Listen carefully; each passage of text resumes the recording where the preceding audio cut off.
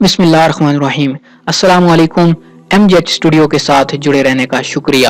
آج ہم آغاز کرنے جا رہے ہیں اسلام کے عظیم سپہ سالار حضرت خالد بن ولید کے حالات زندگی کے بارے میں۔ یہ ایک قسط وار سلسلہ شروع کیا جا رہا ہے جس میں قسطوں میں ان کے حالات زندگی پر روشنی ڈالی جائے گی۔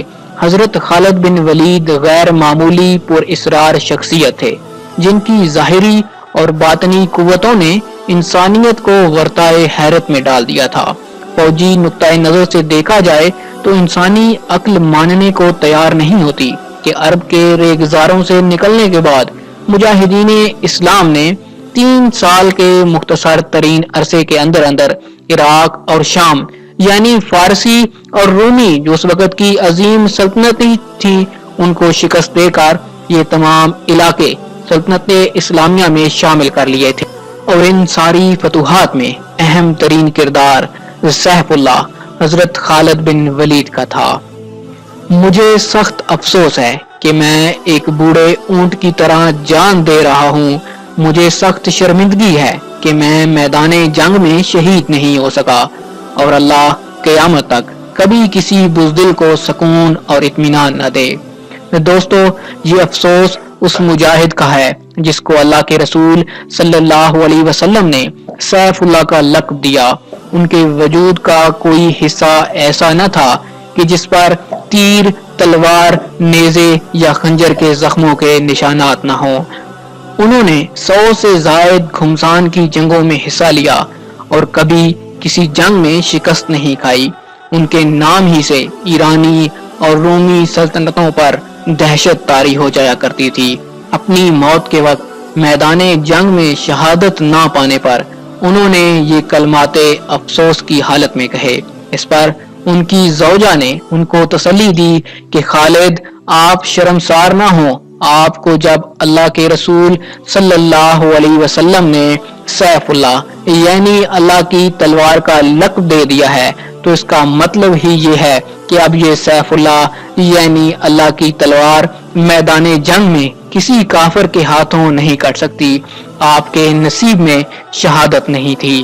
اپنی اہلیہ کی طرف سے اس تسلی کے بعد اللہ کا یہ شعر ذرا پرسکون ہوا۔ خالد بن ولید صرف عالم اسلام کے ہی نہیں بلکہ تاریخ انسانیت کے ہیرو ہیں۔ انسانیت کی تاریخ میں ان سے بڑا فوجی حکمت عملی ساز اور فنون جنگ کا ماہر جرنیل اور غازی پیدا ہی نہیں ہوا۔ جب حضرت خالد بن ولید کے انتقال کی خبر شام سے مدینہ پہنچی تو مدینہ میں کوہرام مچ گیا۔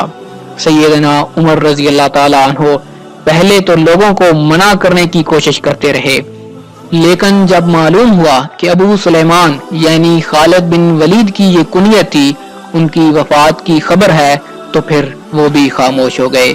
پھر اہل مدینہ سے کہا، آج جو آنکھ رونا چاہتی ہے رو لے، جو زبان کچھ کہنا چاہتی ہے وہ کہہ دے، کیونکہ وہ جو کچھ بھی کہیں گے سچ ہی کہیں گے۔ لوگوں کو دوبارہ ابو سلیمان جیسے وجود پر رونے کا موقع نہیں ملے گا۔ اس سے پہلے سیدنا ابو بکر صدیق رضی اللہ تعالی حضرت خالد بن ولید کے بارے میں فرما چکے تھے کہ مائیں اب دوبارہ خالد جیسا بیٹا پیدا کرنے سے قاصر ہیں۔ سیدنا خالد قریش کے ایک قبیلے سے تعلق رکھتے تھے اور پیدائشی جنگجو تھے۔ ان کے قبیلے کا کام ہی جنگ کرنا تھا۔ ان کے والد ولید بن مغیرہ نے ان کو جنگی حکمت عملی، تیر اندازی، گھڑ سواری، نیزہ بازی، تلوار زنی، دشمن کی فوج پر کمین لگانا یعنی چھپ کر وار کرنا جس کو آج کی زبان میں کمانڈو وار کہتے ہیں، تعقب کرنا جیسے تمام حربی علوم سکھائے تھے۔ یہ عربوں کا عام رواج تھا۔ ہر عرب جنگجو یہ سارے علوم سیکھتا، لیکن وہ کیا راز تھا کہ قریش کا ایک جنگجو اس قدر بابرکت ثابت ہوا کہ رسول اللہ صلی اللہ علیہ وسلم نے اس کو سیف اللہ کا لقب عطا فرمایا، اور انہوں نے 3 سال کے مختصر عرصے میں رومی اور فارسی سلطنتوں کے پرخچے اڑا دیے۔ بے شک سیدنا خالد کے بعد اس سے بہتر جنگی حکمت عملی تاریخ میں کوئی بھی نہ بنا سکا۔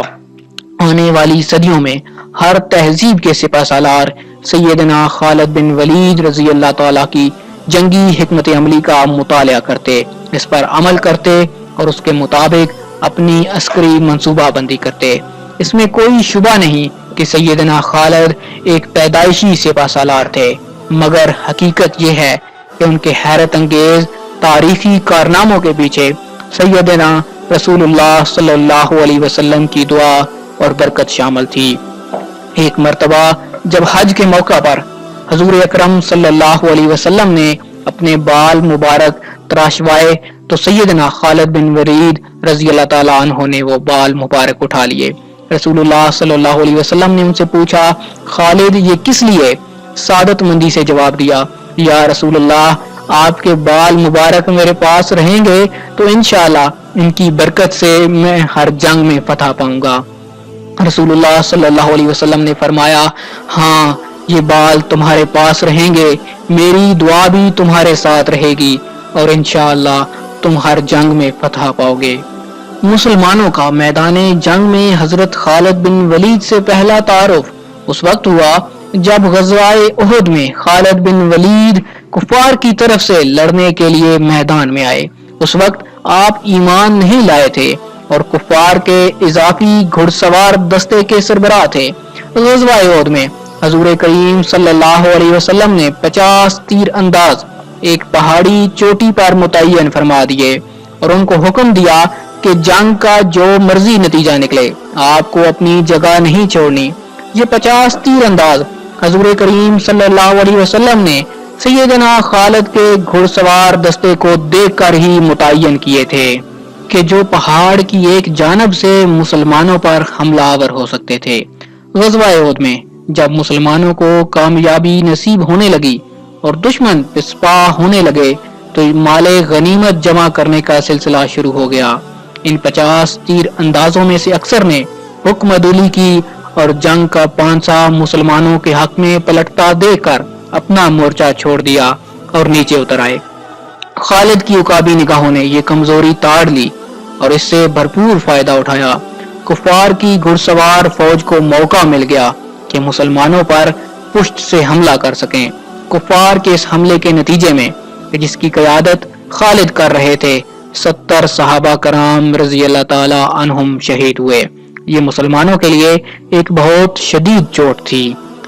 حضرت خالد بن ولید چونکہ بنیادی طور پر ایک جرنیل تھے، جنگی اور حربی حکمت عملی ان کی رگ رگ میں سمائی ہوئی تھی۔ ان کی اس جوابی کارروائی کے نتیجے میں مسلمانوں کو شدید نقصان پہنچا۔ حضور اکرم صلی اللہ علیہ وسلم کے دندان مبارک بھی شہید ہوئے۔ مسلمانوں کو احد کی پہاڑی کی طرف واپس جانا پڑا اور اسی افراتفری میں حضرت حمزہ بھی شہید ہو گئے۔ حضرت حمزہ رسول اللہ صلی اللہ علیہ وسلم اور خالد بن ولید کے دستے کے درمیان ایک چٹان کی مانند کھڑے ہو گئے۔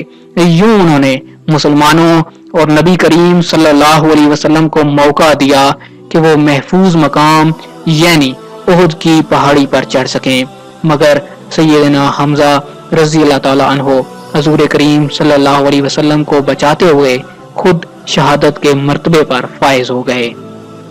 حضرت خالد بن ولید کے قبول اسلام سے پہلے بھی حضور کریم صلی اللہ علیہ وسلم ان کو بہت پسند کرتے تھے۔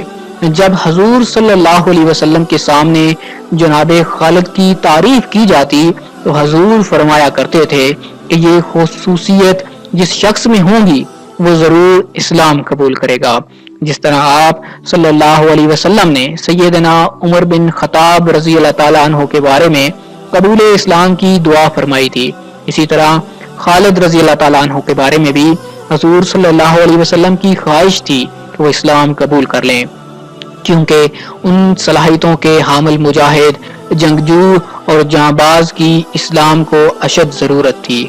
آخر یہی ہوا کہ 8 ہجری میں فتح مکہ سے پہلے حضرت خالد بن ولید رضی اللہ تعالیٰ عنہ، حضرت عمر بن عاص رضی اللہ تعالیٰ عنہ اور حضرت عثمان بن طلحہ رضی اللہ تعالیٰ عنہ حضور کریم صلی اللہ علیہ وسلم کے پاس تشریف لائے اور اسلام قبول کر لیا۔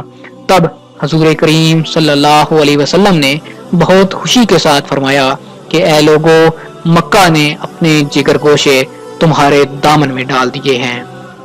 قبول اسلام کے بعد سیدنا خالد رضی اللہ تعالی عنہ پر حضور کریم صلی اللہ علیہ وسلم نے خاص نگاہ کرم فرمائی اور آپ کو سیف اللہ کا خطاب عطا فرمایا۔ یہ صرف ایک خطاب ہی نہیں تھا بلکہ اس کے ساتھ دنیا و مافیا کی تمام روحانی اور باطنی قوتیں بھی اس سپاہ سالار کو عطا کر دی گئی تھی۔